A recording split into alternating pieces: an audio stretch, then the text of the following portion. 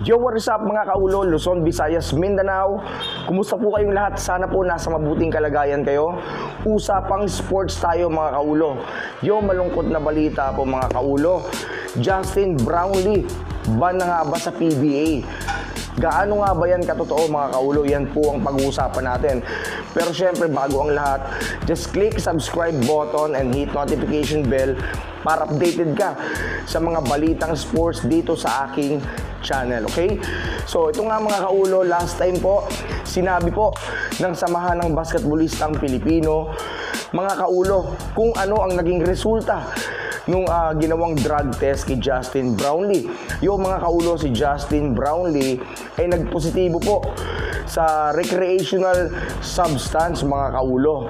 Base dun sa resulta ng lab niya mga kaulo, si Justin ay temporary munang ililitis ngayon at siya po ay meron ng mga lawyer galing po sa kanyang bansa upang siya po ay idepensa. Ito nga mga kaulo, nakakalungkot dahil syempre isa si Justin Brownlee sa mga main man natin pagdating sa FIBA Asia or sa ating Gilas team dito sa Pilipinas, no? And makaka-apekto nga po ito talaga. Pero syempre mga kaulo, dadaan po yan sa legal na proseso at malalaman po natin kung ano ang magiging final verdict dito kay Justin Brownlee. At marami nga po mga kaulo ang nagsasabi na panahon na nga ba para palitan si Justin Brownlee. Marami pong mga basher ang nagsabi na siya po ay addict, ganito, ganyan. Yung mga kaulo, bakit naman gano'n ang ating mga pananalita? Wala pa tayong nakukuhang katibayan or final na resulta. Kung matatandaan ninyo, last 2023, si Justin Brownlee ay nagpositibo sa isang recreational substance, sabi, at siya po ay nasuspinde ng 3 months. Pero base po sa pag-aaral, siya po ay nakabalik sa paglalaro dahil po itong substance na to ay hindi naman enhancement substance para sa paglalaro. At ang na-detect sa kanya mga kaulo, para sa kaalaman po ng lahat, ito mga kaulo, para po sa inyong kaalaman, ano ba talaga ang na-detect kay Justin Brownlee? Yun po ang carboxy-THC. Ang carboxy-THC mga kaulo ay isang substance na nakukuha kapag ikaw ay nag-take ng Jutes o ng Mary Jane mga kaulo. 7 days po ito mamamalagi sa inyong urine. At ito po ay makikita kapag isang tao ay gumamit nun at kayo ay nagpa-check or nagpa-lab, ay yun po ay mag-a-appear mga kaulo. Subalit marami nga po ang nagsasabi na sana alisin na po ng FIBA yung ban sa ganung klaseng substance dahil hindi naman po yun enhancement drugs rather. Ano nga ba ang mga enhancement drugs? Enhancement drugs, ito yung mga chemical na tumutulong sa isang player para madagdagan ang kanyang performance habang naglalaro or lumakas para mas maging doble o lampas pa sa 100% ang kanyang performance.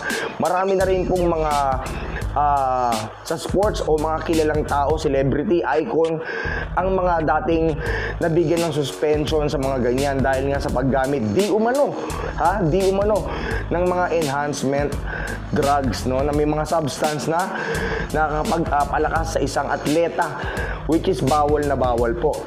Ang carboxy THC is galing sa paggamit. Kapag ang isang tao nakagamit ng juice o ng Mary Jane, yun po ang magiging resulta. Okay? So, ito nga, medyo masakit nga to para sa Barangay Ginebra. Kapag umabot ng 4 na buwan pataas, maapektuhan po ang lineup ng Gilas Pilipinas at ng Barangay Ginebra San Miguel sa mga susunod pang cup o Governor's Cup na may import, 'di ba? Pero marami rin po ang nagsasabi na malalampasan to ni Justin Brownlee dahil ito naman po ay hindi niya tinake para po sa isang enhancement lang or para ma-enhance yung kanyang mga paggalaw. At alam po natin na ang tinake ni Justin Brownlee malamang ay isang painkiller dahil siya po ay nagsasuffer sa isang thumb injury na alam natin na talagang napakasakit. At sino ba naman ang hindi magte-take ng painkiller? Malamang isa rin yun sa mga subscription ng kanyang doktor na possible po na doon ang galing yung nakitang substance sa kanya. Okay?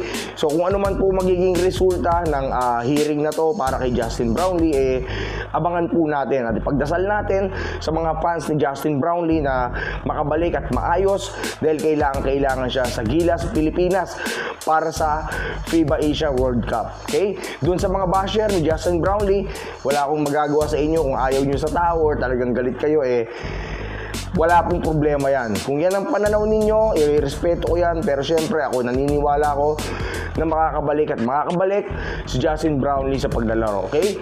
So maraming salamat po sa inyong lahat. Luzon, Visayas, Mindanao. Mag-ingat po kayo palagi. And abangan nyo po yung mga video nating paparating. Maraming salamat po sa mga tunay nyong suporta at sa pag-follow sa aking mga ginagawa. Marami tayong ilalabas ngayon dito sa aking YouTube at nagpapasalamat din po ako sa aking FB page, Elmong Calvo TV, sa pagsubaybay. Palaki ng palaki yung ating page at channel, and lahat po ng ito ay binibigay kong respeto at pagtanaw na utang